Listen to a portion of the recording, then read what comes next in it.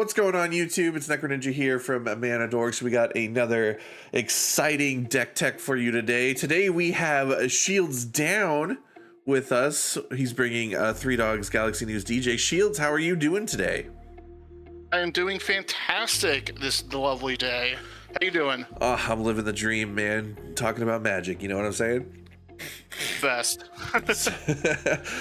So he had brought Three Dogs Galaxy News on the Live, Laugh, Coma episode. So if you want to go and check this out live, well, not live, but, you know, in action, we'll have a link for that down below in the description. In the meantime, let's get to know this deck a little bit better. Can you introduce the deck and tell us what makes it unique?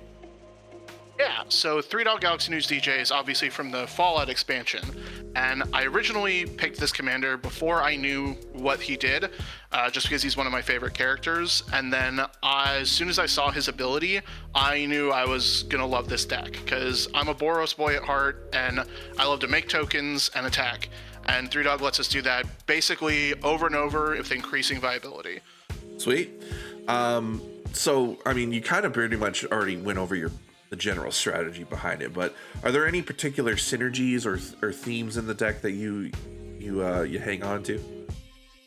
Yeah, so a big theme of Three Dog and the way I built it was what I like to call armies in a can, which is cards like Adeline Resplendent Cathar that take one card and I get multiple bodies out of it. Since Three Dog cares about the number of attacking creatures, a lot of the cards I picked make tokens when I attack, so that I can put the tokens onto the battlefield already ready to go and get auras from Three Dog that I can benefit from in a multitude of different ways. So not just making tokens, but also I get to benefit from the different kinds of auras that come into play. So I picked a bunch that have cool enter the battlefield triggers. One of the more powerful cards in the deck is actually Atali's Favor, because Atali's Favor uses the Discover mechanic from Lost Caverns of Ixalan. So when it enters the battlefield, I get to pull cards out of my deck and get more value just by having it replicated onto my tokens. And that's a big theme throughout the deck, is trying to get more value when my auras enter the battlefield. Awesome. So how do you approach the balance, like, between creatures, spells, artifacts, enchantments, you know, all that in the deck? How do you approach a balance here? So initially I had more creatures and less enchantments in the deck, and this is just kind of the benefit of playtesting the deck as much as I have. And that is the number one thing I tell people, is the only way to really get a good balance of your cards is to test the deck more and more. And what I found was I needed that bulk of enchantments to make sure I always had access to what the deck wanted to do, which is ultimately attack with Three Dog. And so the deck turned less into other creatures mattering, and the primary strategy kind of turned towards Voltron with Three Dog. And then in the later game, once Three Dog wasn't going to be able to get in by himself, then I had the tokens as, all right, now I can go wide and hit everybody at once. And so it's kind of a hybrid, and I really like that about him, because a lot of Voltron strategies suffer against, you know, spot removal, and Three Dog doesn't have that problem because he's going wide at the same time he's going tall.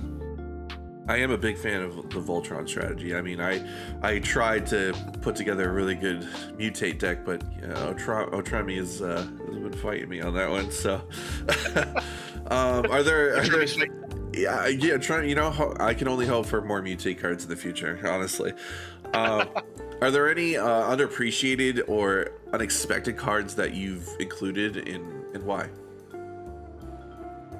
One card that I have included that I think is really underappreciated in the deck is actually the card Ghostblade Eidolon. Ghostblade Eidolon is a 3-mana 1/1 with double strike, but it has the bestow ability, so you can play it as an aura, and it says that the enchanted creature gets +1/+1 and has double strike. The reason this card is so good in the deck is because obviously double strike's a busted mechanic. It's insanely powerful. But the ability to give all your other cards double strike is even more powerful. And Ghostblade Eidolon does double duty as both a creature that I can play to attack with and get Three Dog triggers, but also as an aura that I can put on my other creatures to do the same. So it really helps with that aura to creature balance that we were talking about before. It's something that kind of plays double duty in that way, and that's why the bestow creatures are so good. I do love me a good double striking creature. I don't care if it's a 0/0. I'll find a way. We'll find a way. So can you walk us through some of the key synergies or combos in the deck that make it so powerful? Yeah, so one big synergy is Aurelia the War Leader with 3-Dog. Since 3-Dog is an attack trigger, extra combats allow me to use his ability multiple times in a turn. And so like that's kind of self-explanatory, but you don't really see the power of it until you have to go up against it, and you're suddenly having multiple 3-Dog triggers in a row, and the board gets much bigger. Another big synergy that I want to kind of point out is going to be, once I can find it on our screen here, Guardian's Mage Mark. So Guardian's Mage Mark is a very unassuming aura, and it seems really underpowered at first glance. It's 3 mana, enchanted creatures you control get +1/+1. But when you have 20 creatures that suddenly all have a copy of Guardian's Mage Mark from 3-Dog, each one of them gives the other ones +1/+1, and that's +20 power to all those creatures. So it gets out of hand very quickly. Oof. Oh, that could get real scary. So, what would you say that the deck's weaknesses are, and how does the deck handle any potential problem matchups? A big problem that all combat-related decks have is going to be making sure you can get in those attacks. So, like opponents when they come up the board, or if they are playing propaganda effects, things like that. Those are the big problems that the deck has. Luckily, there are a couple ways we can kind of get around both of those. As far as like when the board gets gummed up, we have effects like Dolmen Gate, and we also play Erois, God of Victories, to make sure that we can attack with our creatures and not worry about them dying. Because you do want to just kind of throw everything you have into combat so you get the most copies of your enchantments when 3-Dog triggers, but you don't want to just be throwing away bodies, because that's not a good thing. And then the propaganda effects is actually one of my favorite little rules intricacies that I love. So to go back to an example I gave earlier, which is Adeline Resplendent Cathar, since she puts her tokens onto the battlefield already tapped and attacking, they get to bypass propaganda effects because they're never declared as attackers. So they're just already coming at you. And this deck plays 1, 2, 3, 4, 5, I believe 5 ways of putting cards onto the battlefield already attacking. And that is primarily because of effects like propaganda. Because they're so potent against these aggro-ish strategies. I honestly didn't even think that line never crossed my mind. You know, I never even thought of that being a way to get around propaganda effects, and that is so clever. Yeah, and with 3-Dog, like giving away powerful enchantments to, you know, make even single tokens are big threats in this deck, because, you know, like I talked about with the Guardian's Mage Mark, like a 1/1 is suddenly hitting you for half your life total. So I don't have to get a lot of hits in, I just have to sneak those tokens in when they count. And effects like Adeline really help with that. Awesome. All right, so let's get into some fun questions here. What's the most memorable or exciting moment you've had while playing this deck? Most memorable, actually by far the most memorable moment I've had with this deck was with Atali's Favor. I had in play, this was the do or die turn. It was, you know, my opponent had lethal on board. There was like a way to make them unblockable, and I'm like, all right, I gotta hit this turn. And so I had a Mondrak, Glory Dominus. It doubled all my tokens, so I swung with everything, and I made 30 copies of Atali's Favor, which discovers 3. And one of the first things I hit off of the Discover 3 was General Crete the Boltbringer, which says whenever another creature you control enters the battlefield, deals 1 damage to each opponent. So I basically cycled through my deck, and if you are able to see the screen, there's a lot of cheap creatures in this deck. And so I basically pulled every 3-drop and lower out of my deck into play that turn. And I think General Crete did something around 10 damage before combat even happened. It was incredible. That's just the 30 Atali Favors triggers. Just as that's so absurd. It's crazy. So are there? We'll get our last question here. Are there any future cards or sets that you're excited to see and think might fit well in the deck?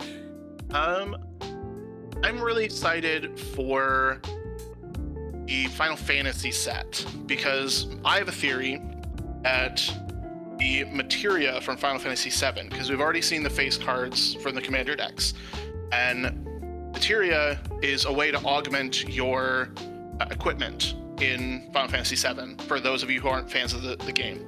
And I think they're going to work like the runes do in Kaldheim, which were enchantments that could either hit creatures or equipment. And so I think there's going to be some really good materia that is going to be an enchantment that I can put in this deck, and it's going to be a good time. I'm calling my shot there. I'm just super excited for Final Fantasy set because I love Final Fantasy. That is like my thing. So yeah. I'm pretty pumped about it too. All right. Is there any last things that you want us to talk about with the deck before we wrap it up? Or one thing I didn't talk about is the card Resurgent Belief. It's a suspend card, so it takes a couple turns to do its thing, but it says return all enchantment cards from your graveyard to the battlefield.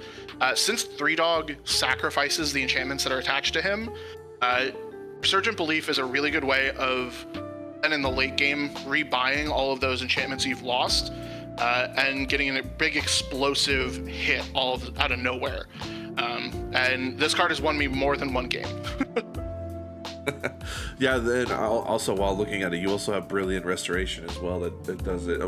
Far more expensive, but more expensive. And then Replenish is another one, more expensive in a different way. Yeah, exactly. If you are looking for budget alternatives, Resurgent Belief will get you there for I believe 1/100th the price of Replenish, and it does just as good of a job, I promise. Awesome. All right, and so that is 3-Dog. That is Shield's 3-Dog. It is a super fun deck to witness. I'm pretty sure in that episode you would think in an episode where there's coma would be the problem, but I'm pretty sure 3-Dog ended up running that one down. I think, yeah. Not to give you away too many spoilers, but I definitely was able to let people focus on the coma and forget that I could be a threat. It was a great strategy. Which was a good strategy to take. All right, guys. If you want to see the deck in action, like I said, it is in the Live Laugh Coma episode that I'll have linked down below. If you want to just check out the deck list, that will also be in the description down below. And also, while we're at it, you should just go follow Shields everywhere. I'm gonna have his socials linked down below as well. Also, if you're not subscribed to the YouTube channel, I mean, hit the button, guys. What are you doing?